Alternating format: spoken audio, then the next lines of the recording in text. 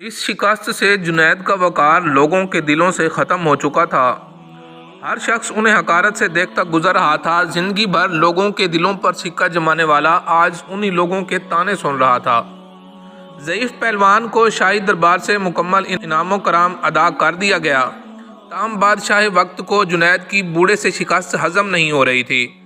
بادشاہ وقت نے جنید پہلوان کو بلایا اور شکست کے بارے میں پوچھا۔ جنید، تم نے ہمیں شرمندہ کر دیا، اپنے شاہی وقار اور عظمت کو پاش پاش کر دیا، کیا تم بک گئے تھے؟ جنید بغدادی خاموش رہے۔ بادشاہ نے اونچی آواز میں سچ بولنے کا حکم دیا۔ جنید بغدادی نے بادشاہ سے دست بدستہ عرض کی، جناب والا، میں جرمانہ ادا کرنے کو تیار ہوں، مگر کچھ نہ پوچھیں تو بہتر ہے۔ تاہم بادشاہ نے سختی سے حکم کیا، سب سچ بیان کیا جائے۔ جنید پہلوان نے عرض کی، ہاں حضور، میں جان بوجھ کر ہارا ہوں۔ یہ سچ ہے کہ اپنے شاہی وقار کو پاش پاش کیا ہے، مقابلے میں ہار کر جو بے عزتی کا سودا کیا ہے اس کے سامنے بڑے بڑے رتبے ہیچ ہیں۔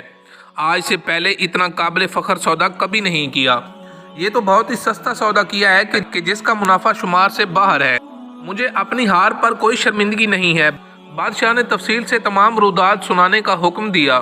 جنید گویا ہوئے کہ مقابلے سے قبل بوڑھے پہلوان نے میرے کان میں سرگوشی کے انداز میں کچھ کہا تھا جس نے میرے اندر ایک زلزلہ برپا کر دیا تھا۔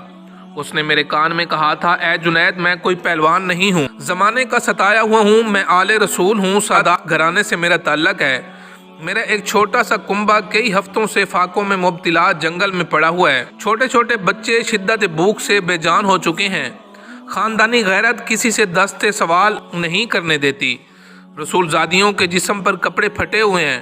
بڑی مشکل سے یہاں تک پہنچا ہوں۔ میں نے اس امید پر تمہیں کشتی کا چیلنج دیا ہے کہ تمہیں حضور اکرم صلی اللہ علیہ وآلہ وسلم کے گھرانے سے عقیدت ہے۔ آج خاندان نبوت کی لاج رکھ لیجئے۔ میں وعدہ کرتا ہوں کہ آج اگر تم نے میری لاج رکھی تو کل میدان محشر میں اپنے نانا جان سے عرض کر کے فتح و کامرانی کا تاج تمہارے سر پر رکھواؤں گا۔ تمہاری ملک گیر شہرت اور اعزاز کی ایک قربانی خاندان نبوت کے سوکھے ہوئے چہروں کی شادابی کے لیے کافی ہوگی۔ تمہاری یہ قربانی کبھی بھی ضائع نہیں ہونے دی جائے گی۔ اجنبی شخص کے یہ چند جملے میرے جگر میں اتر گئے۔ میرا دل گھائل اور آنکھیں اشک بار ہو گئیں۔ سید زادے کی اس پیشکش کو فوراً قبول کر لیا اور اپنی عالمگیر شہرت، عزت و عظمت آل رسول صلی اللہ علیہ وآلہ وسلم پر قربان کرنے میں ایک لمحے کی تاخیر نہ کی۔ فوراً فیصلہ کر لیا کہ اس سے بڑھ کر میری عزت و ناموس کا اور کون سا موقع ہو سکتا ہے کہ دنیا کی اس محدود عزت کو خاندان نبوت کی اڑتی ہوئی خاک پر قربان کر دوں۔ اگر بنی ہاشم کے گھرانے کی مرجھائی ہوئی کلیوں کی شادابی کے لیے میرے جسم کا خون کام آ سکتا ہے تو جسم کا ایک ایک قطرہ تمہاری خوشحالی کے لیے دینے کے لیے تیار ہوں۔ جنید اتنا کہہ کر خاموش ہو گئے۔ بادشاہ کو بھی چپ لگ گئی۔ ہاتھ کے اشارے سے جنید کو رخصت ہو جانے کا کہہ دیا۔ رات ہو چکی تھی، لوگ اپنے اپنے گھروں کو جا چکے تھے۔ عشاء کی نماز سے فارغ ہو کر جنید اپنے بستر پر لیٹ گئے۔ اس کے کانوں میں سید زادے کے وہ الفاظ بار بار گونجتے رہے، آج میں وعدہ کرتا ہوں اگر تم نے میری لاج رکھی تو کل میدان محشر میں اپنے نانا جان سے عرض کر کے فتح و کامرانی کا تاج تمہارے سر پر رکھواؤں گا۔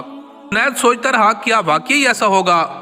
کیا مجھے یہ شرف حاصل ہوگا کہ حضور سرور کونین حضرت محمد صلی اللہ علیہ وآلہ وسلم کے ہاتھوں سے یہ تاج میں پہنوں؟ نہیں، میں گناہگار اس قابل کہاں۔ لیکن خاندان نبوت کے شہزادے نے مجھ سے وعدہ کیا ہے، آل رسول کا وعدہ غلط نہیں ہو سکتا۔ یہ سوچتے سوچتے جنید نیند کی آغوش میں پہنچ چکا تھا۔ نیند میں پہنچتے ہی دنیا کے حجابات نگاہوں کے سامنے سے اٹھ چکے تھے۔